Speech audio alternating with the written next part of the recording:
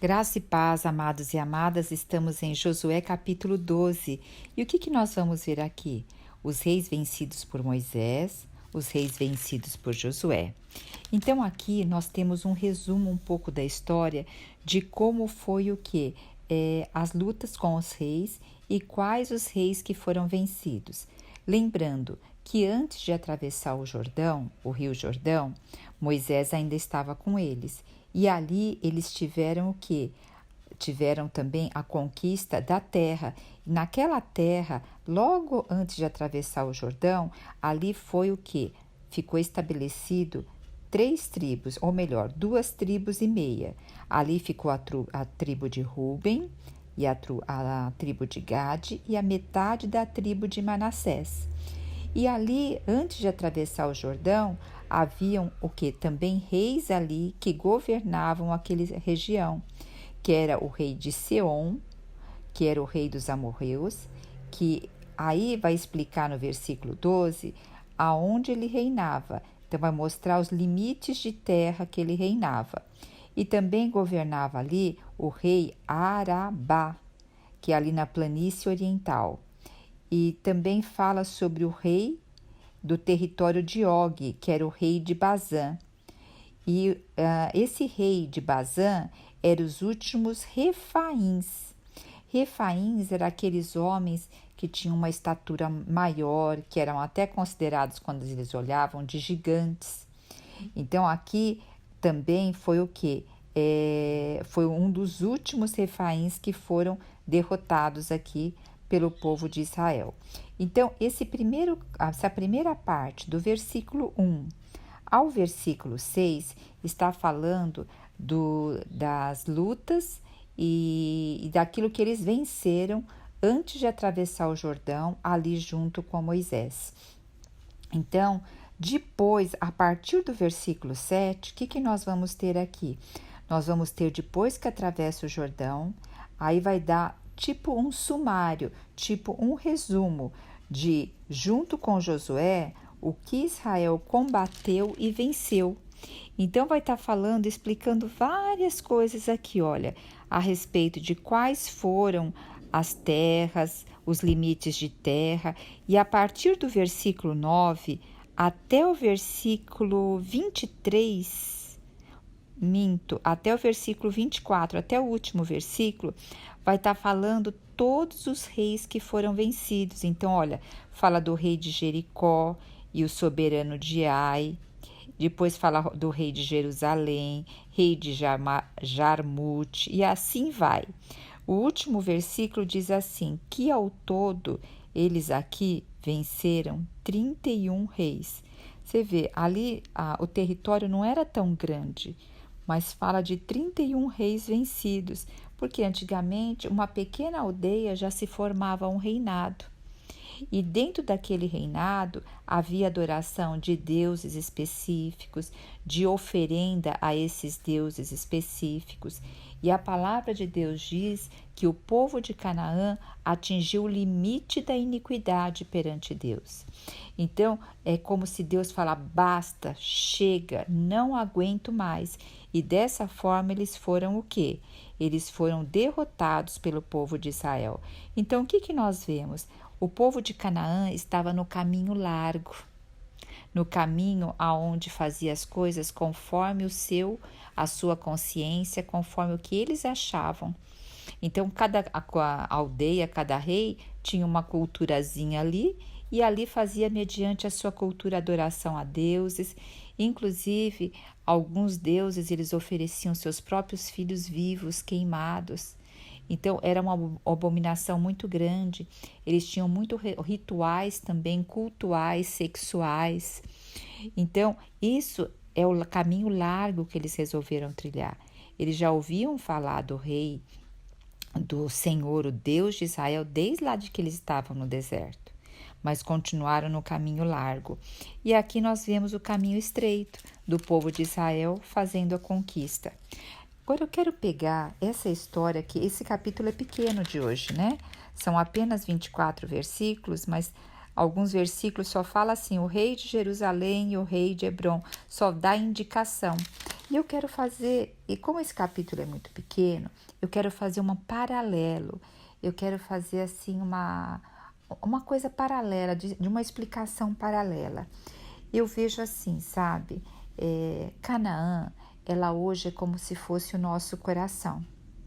Eu vejo como uma metáfora também, para tirar princípios para o dia de hoje, como que eu vejo Canaã? Canaã eu vejo como metáfora. E o nosso coração, ele tem muitos reis dentro dele. Tem muitas áreas no nosso coração a serem conquistadas pelo Senhor. E muitas vezes nós não temos assim uma visão clara de todas as áreas que tem que ser conquistada pelo Senhor, porque aos poucos que o Senhor vai nos mostrando, conforme a intimidade com Ele, conforme adentrar na palavra dEle, o Senhor vai abrindo quais são os reis que governam o nosso coração.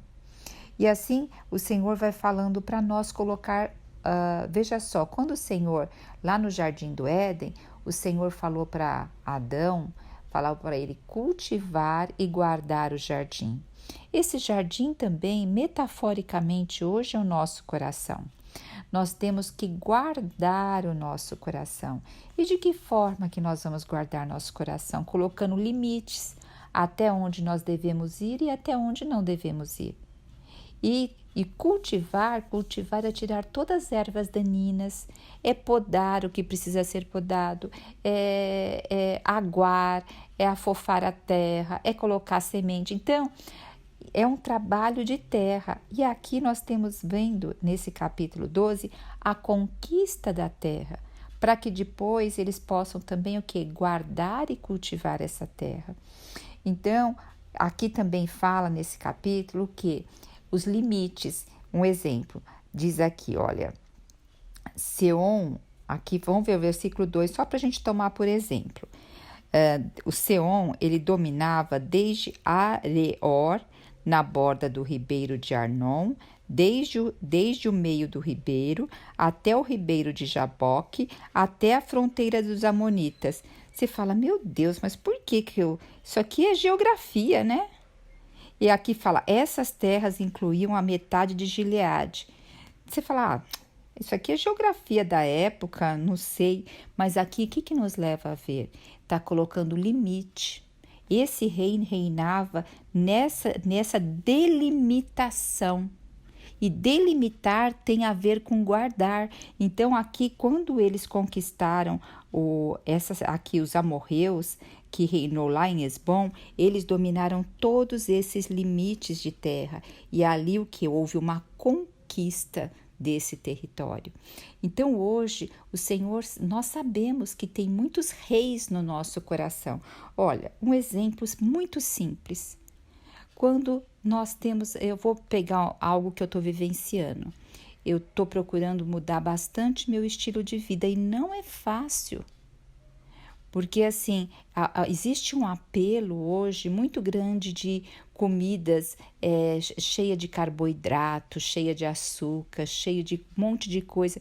E esses tipos de comida, muitas vezes é muito fácil você comprar. Você vai no mercado e enche o carrinho de coisas embaladas. E é fácil você chegar em casa e desembalar e comer. Agora, você ir e comprar coisas que você tem que descascar, essas sim são coisas saudáveis, só que elas dão trabalho. Elas, além de dar trabalho, elas assim, muitas vezes não são tão saborosas como aquelas que a gente desembala, né? Porque todas essas comidas que são desembaladas, elas têm realçador de sabor. E isso vai alterando as nossas papilas degustativas. E nós vamos nos acostumando com aqueles sabores. Outra coisa, hoje, por que nós temos muitas vezes necessidade de comer tantas coisas com açúcar e carboidrato? Porque o açúcar e carboidrato, eles tendem o quê? A dar uma falsa alegria, uma falsa satisfação. Então, significa que nós estamos muitas vezes com o coração aí não tão alegre. Então, a comida hoje, ela não vem simplesmente nos sustentar, ela vem o quê? Nos satisfazer emocionalmente. Então, tudo isso são reis que o Senhor deseja conquistar no nosso coração.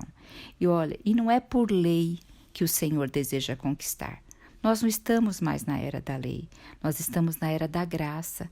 E qual é a era da graça? É a intimidade junto ao Senhor.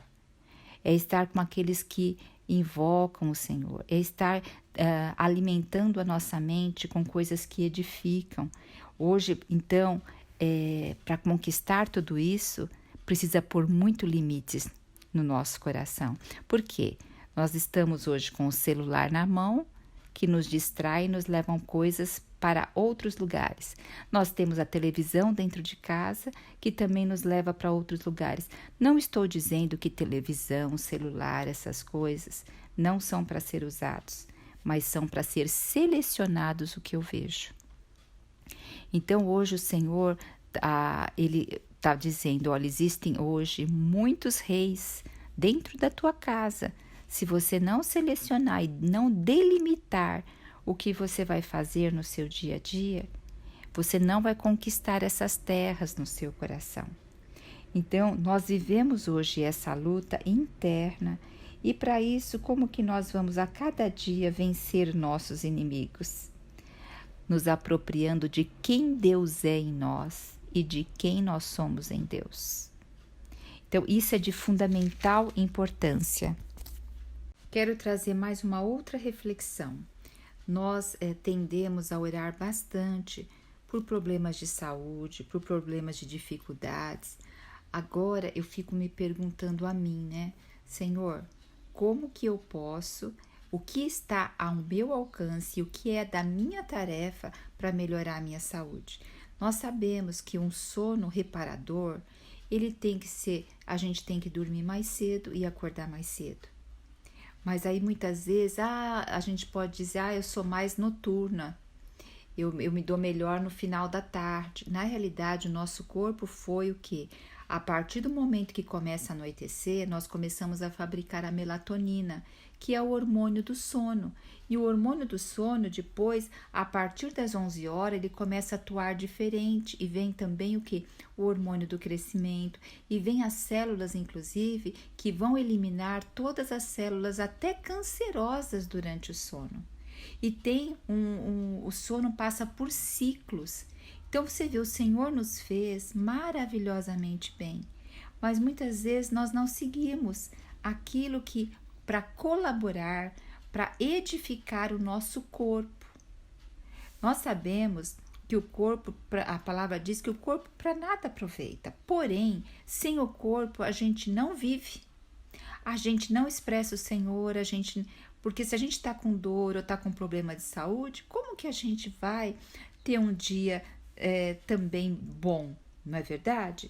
Então, Senhor, hoje, no meu coração, tá? No meu sentimento que o Senhor deu para eu ler esse texto aqui, o Senhor disse, veja os reis que estão no seu coração. E reis de coisas simples, do seu estilo de vida que você não está colaborando para que você viva uma vida em abundância, para que você viva uma vida próspera, para que você viva uma vida longeva e com saúde. Então, vamos hoje consultar o Senhor e pedir força ao Senhor, pedir discernimento, para que esses reis que estão no nosso coração hoje, nós possamos lidar. E eu vou aproveitar e falar mais uma coisinha. Um exemplo, quem é mulher geralmente quando vai comprar carne, homem também, mas é mais mulher, mesmo indo lá no açougueiro, fica preocupado se o açougueiro vai dar a carne que está pedindo. Então fica observando se ele está pegando a carne mesmo, se ele está fazendo isso, e procura se conhecer o tipo de carne que vai comprar. Por que isso? Porque nós queremos saber se nós vamos receber o produto correto. Agora, o que nós percebemos também, que pouco conhecemos sobre saúde e pouco conhecemos sobre nosso corpo. Então, se nós vamos a um profissional da saúde, o que ele fala vira lei. E na realidade, nós não estudamos aquilo. Um exemplo, eu estou com um problema de coluna atualmente muito sério.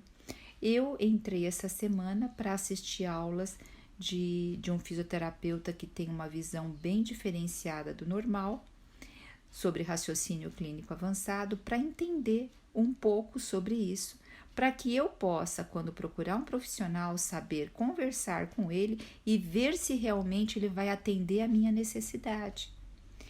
Para isso eu tive que despender tempo, tive que despender energia, tive que realmente tirar outras coisas que eu tinha que fazer para fazer isso. Então, tudo isso exige o quê? Um sacrifício.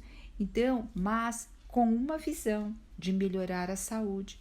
Então, nós não podemos estar na passividade, achar que porque vai tomar um remédio vai melhorar, se vai no médico vai melhorar. Nós temos o quê? Que colaborar. Veja só, Josué, quem foi para a luta? Aqui, Josué e o povo de Israel, e o Senhor lutou com eles. Então, quando nós vamos ao médico, quando nós vamos em algum lugar, o Senhor providenciou aquele profissional para nós, mas tem a nossa parte de saber ali conversar, depois a nossa parte de saber pesquisar, a nossa parte de mudança de estilo de vida. Então, hoje o Senhor nos chama em todos os aspectos, como ferramentas. Ele tem a parte dele e nós temos a nossa parte. Amados e amadas, eu fiz um paralelo aqui tão grande, né? Mas eu creio que isso nos traz princípios para viver melhor o dia de hoje. Vamos avaliar os reis que ainda estão no nosso coração. E não fique preocupado. Muitas vezes você olha para o seu coração, como já aconteceu comigo, e pensar assim, nossa, tem tanta coisa ainda que a minha vida precisa ser ajustadinha para ficar um pouquinho melhor. Não se preocupe. Pegue um só. Trabalhe esse um na presença do Senhor. Depois, pega outro e trabalhe na presença do Senhor.